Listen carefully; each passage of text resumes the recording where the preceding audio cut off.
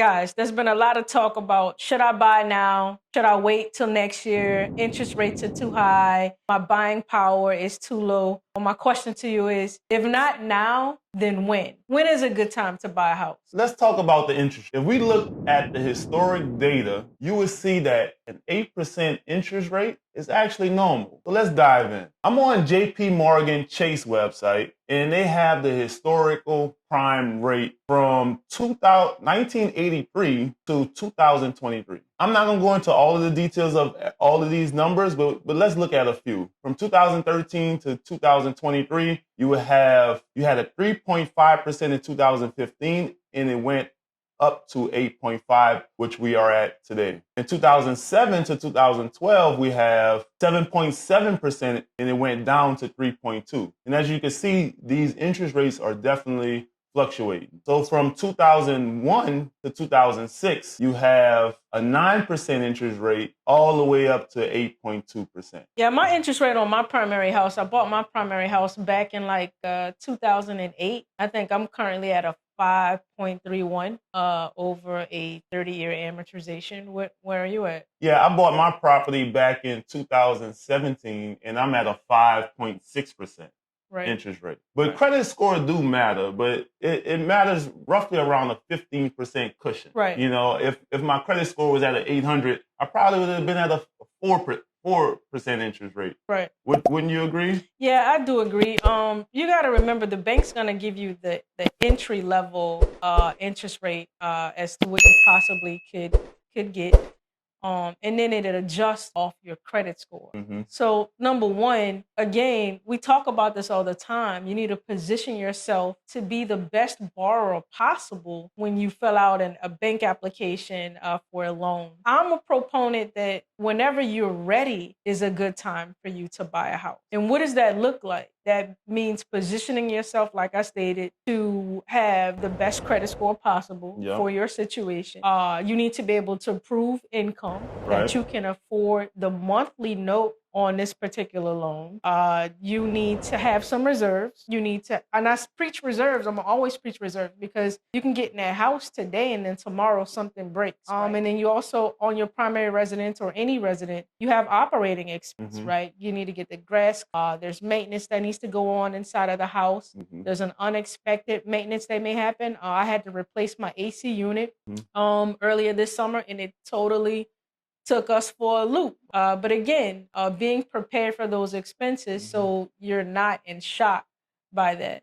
Piggyback off of what you were saying, I think a lot of people out there think their affordability is based on what they are currently paying in rent. Right. And I just don't agree with that. If you're paying a $1,500 per month in rent, that don't mean you could afford a $1,500 mortgage. Oh yeah, that's true, right. That don't mean it, because you have insurances, you have taxes, and like Anitra mentioned, you have property maintenance. So if you're paying $1,500, I would say you need to be looking at about $1,000 a month mortgage. What do you think about the buying power when people say, hey, listen, your buying power has shrunk? Like, what do you think about that? After going through the historic data of the interest rates, your buying power changed. As you can see, interest rates change, right? Right. You know, I'm going to share my screen and go over the mortgage calculator and show you how your buying power changes.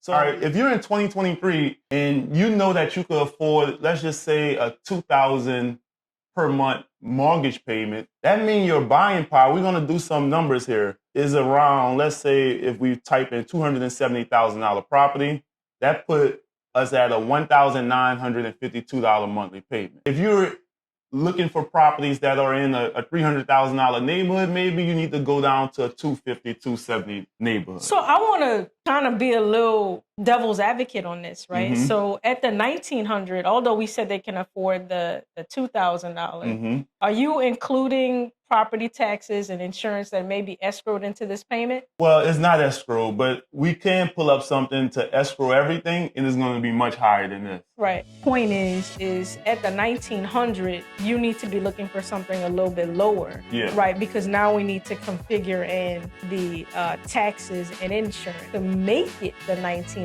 Exactly. Right? So your buying power has shrunk a little bit, but guys, look, it's not as much, the focus shouldn't be as much as your buying power, more so as in you getting into a property when you qualify with the expectation of appreciation. And to your point, is when you are ready to buy a property is the best time to buy. Exactly. It's not if the interest rates are high. It's not if your buying power shrunk or if it increased. It's when you're ready, because none of us have a crystal ball here. Right. And we don't know if the interest rates is going to go down next month or if it's going to stay where it's at right now. So what do it look like when a buyer is actually ready to buy a house? Making sure that you meet the bank's qualifications for credit. You meet the bank's qualification for cash reserves. The bank's only going to be looking out really for their best interest. They're going to make sure that you're able to make the monthly payments and that you have enough for the down payment. But you need to go that extra step, like I said, to have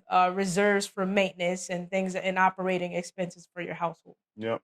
And that's the finance side of being ready. We also have the need side personally of being ready as well. Your personal. If you have a growing family, you need to upgrade your house or anything like that. Right now is the time to buy it for you. Every situation is different. Yeah, you have to evaluate it more on a personal level, like Elridge is stating. If you have a growing family, now may be a good time, for you to go ahead and get in that instead of having the expense of moving around your family when you're going from rental to rental. You got to think about that too. It's not just about the monthly rental, the payment. It's also new deposits when you have to expand your family into a new rental. All of that can be considered going towards your personal home, so those are some expenses that I think that people generally don't calculate. The moving expense, getting a U-Haul, picking the kids up and taking them out of the school that they've already have,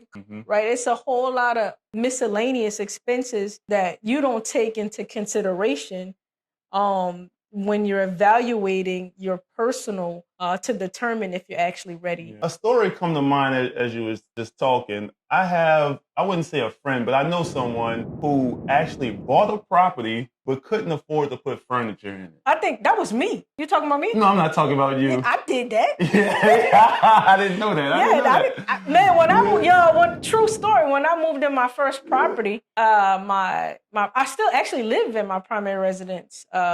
The one I bought back in 2008. I only had enough money to buy the TV and the air mattress, and I think I laid on an air mattress and had a TV for like a year. All right, would you say you was ready to buy a house at that time, or you just made a quick decision? You put me on the spot. Yeah. I think for me, my decision to buy my primary residence at that particular time in my life was an impulsive decision. All right. It was an impulsive decision. I had some personal situations going on with a boyfriend and things of that nature, things I shouldn't have been doing, and I needed to get out of that situation. So my situation was a little bit different. However, I was able to afford the down payment, and I quickly realized that I didn't have enough money for furniture.